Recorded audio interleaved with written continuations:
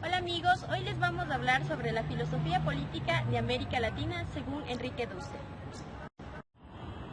Pero para hablar sobre la filosofía de Enrique Dussel debemos conocer quién es él. Enrique Dussel es reconocido internacionalmente por su trabajo en el campo de la ética, la filosofía política y la filosofía latinoamericana, y en particular por ser uno de los fundadores de la filosofía de la liberación. La obra de Enrique Dussel, que cruza más de medio siglo, es lectura fundamental para los que luchan por pensar desde América Latina y con los pueblos históricamente excluidos, por interrumpir el eurocentrismo y por construir un pluriverso mundial que apunta a la transmodernidad, la decolonialidad, la interculturalidad y la liberación.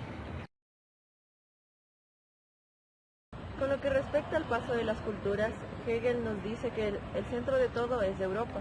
Por otro lado, Dussel indica que el comercio estuvo ya establecido en China mucho antes, con la invención de la seda, el papel en el siglo VI, la imprenta en el siglo VIII y finalmente el papel moneda en el siglo IX. Sin embargo, es más importante hablar sobre el hierro, el cual fue uno de los elementos enseñados a los ingleses. Estos se convirtieron en una potencia de hierro. Según Hegel, Europa era el centro de la historia universal, ya que asegura que el comercio se da por el mar Mediterráneo. A lo que Dussel menciona, que sería imposible, ya que es muy pequeño, para él empezaría en el mar de la India o en el Pacífico, ya que se podía tener más acceso a los distintos continentes, haciendo del comercio más fluido. Dussel nos induce a un pensamiento diferente, sin la referencia del eurocentrismo.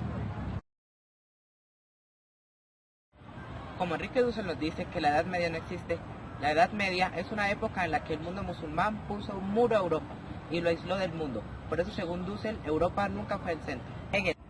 Hegel nos dice que tenemos 4 grandes etapas. La primera, la historia va del este hacia el oeste y Europa es el centro del fin, pero no puede ser así. Ahora vamos a hablar sobre el neolítico. Según Enrique Dussel, dice que Aristóteles decía que la ciudad surge cuando hay agricultura y por eso surgieron las grandes culturas, así como la egipcia o las culturas mayas o hindús. Dice que el ser humano fue originario de África. Vamos a hablar acerca de Osiris. Osiris significa el dios de la resurrección. Viene de Egipto al igual que el cristianismo. El libro de los muertos era en realidad el libro de la vida. Enrique Dussel dice que la filosofía empezó en Egipto, hace 3000 años antes que Grecia. Por eso dice que del 300 al 900 el Teotihuacán tenía más de 100.000 habitantes. Tula era la ciudad más inmensa de los toltecas. Esto era de la cultura maya. Dice que el Tiahuanaco, en el imperio incaico, las grandes culturas neolíticas fueron hacia el este. El contacto fue por el Pacífico.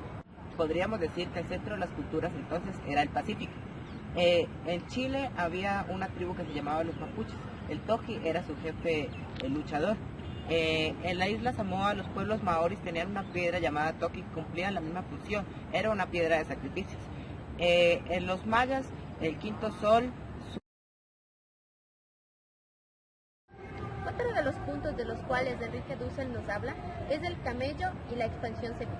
El camello en sí es el que instaura la nueva etapa, viajando así por todo el continente asiático en los años 600.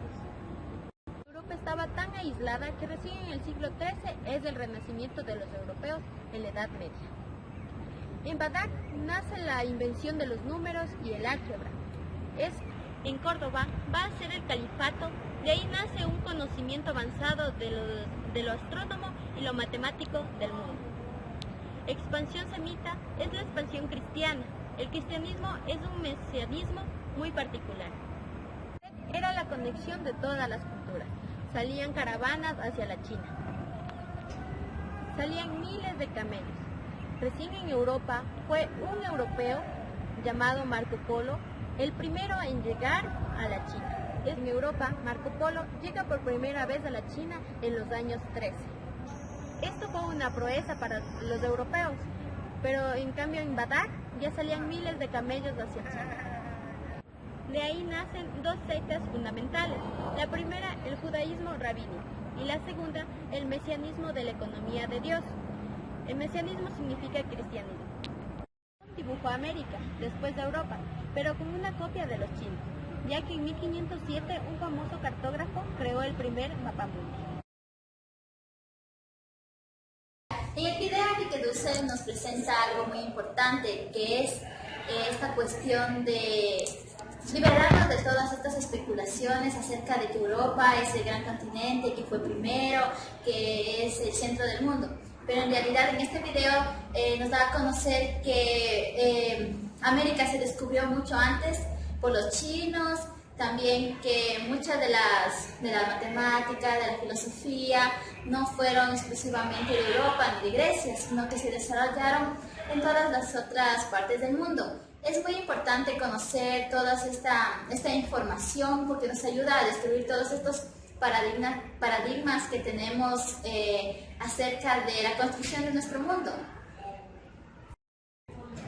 Enrique Dussel en sus videos nos trata de compartir la información que él ha investigado durante varios años, que es romper con este mito del eurocentrismo, que toda la historia se basa en torno a Europa.